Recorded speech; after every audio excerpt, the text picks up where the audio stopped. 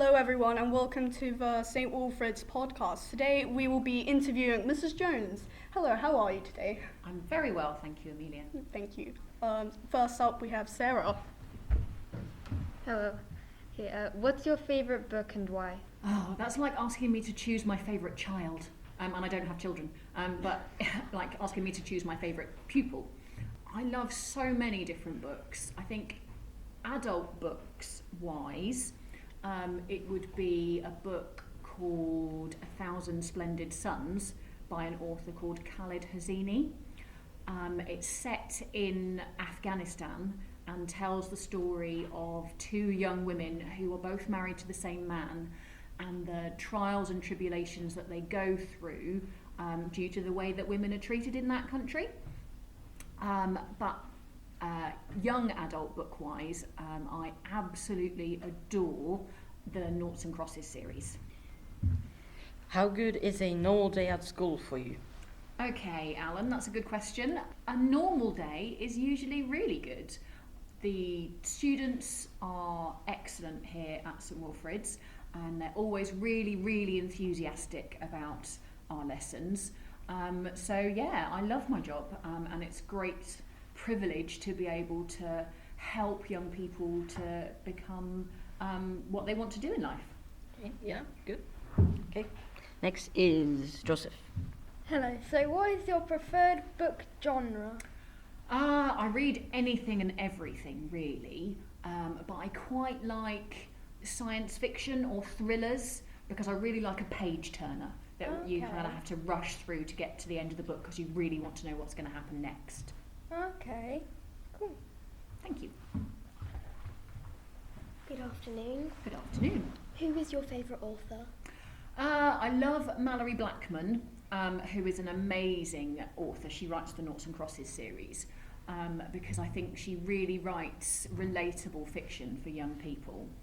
Again, there's so many different books that I love to read. One that I read over the summer was called Girl, Woman, Other, I can't think of the name of the author now, but she was very, very good, and it's lots of different stories about women's lives. Tell us about the book club, like when it is and how do people join and how does it run? Okay, well anyone can join the St. Wilfrid's Book Club. We have two kind of mini branches within it. We have like year 7s and 8s who might read one particular type of book, and then we've got year 9 and 10 who might read something a little bit more advanced with a few more kind of adult themes in it. So anyone can join. All you have to do is come along to G29 on a Wednesday, week A, and then you'll be given a copy of the book that we're reading, and you can take it away with you. It's yours for the duration that we're kind of studying it within book club. But it's a real chance for us to get together, talk about the plot of the books that we're reading together, compare our different ideas, and just, have a chance to discuss different books that we'd like to read. Okay. What do you like about reading? Oh, what do I like about reading? I like the fact that you get to escape into a different world for a while. Okay. And you get to really understand somebody else's experiences. Yeah, that's fair. Thank you. If you had the choice, what character would you dress up as on World Book Day? Oh my goodness, do you know what? I have been trying to get Mr. Ferry to let us dress up on World Book Day for quite a while. I think maybe something from Alice in Wonderland would be quite kind of, would stand out really nicely. Maybe like the Mad Hatter with the big top hat with the ticket in it. That would be quite fun, wouldn't it? Okay, so how can reading help us improve our own skills? Okay, well, reading is like a workout for the brain.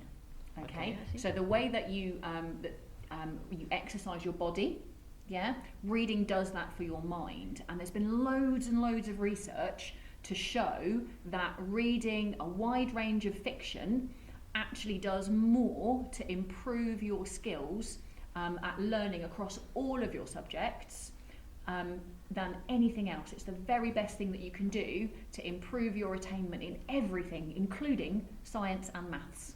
Okay, interesting. Why do people like to call you the chicken lady? That is because where I used to live, I had some chickens, which I still do now, and one of my friends was going to meet me one day, and her daughter asked who was she meeting, and she said, oh, you know, and then gave my name, and she was like, who? She was like, you know, with the chickens. And then the daughter turned and went, oh, chicken lady, and it just kind of stuck. What does it take to make a good tutor? I'd like to think I'm a good tutor. You'd probably have a better idea about that than me, Sarah.